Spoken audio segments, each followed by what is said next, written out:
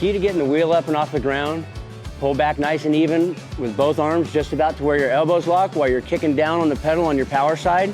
And as the front end comes up, you start grabbing the brakes and you just keep pedaling and you're on a wheelie.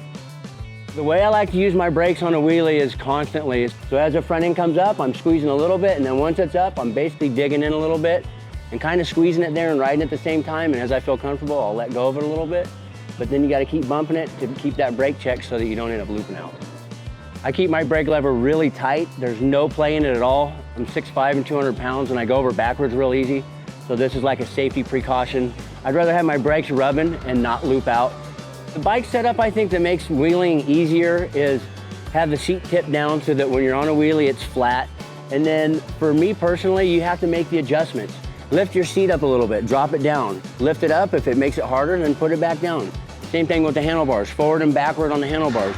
And you just make the adjustments until it feels super comfortable, and then just practice, practice, practice.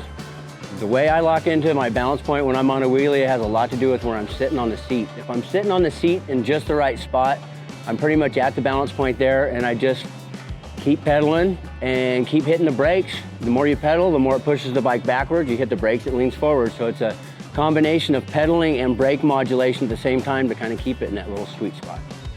The easiest trick to learn is just the blocks. I'm gonna call it a trick, just riding that wheel up for as long as you can. That's really the goal, is how far can you push yourself and how far can you ride a wheelie.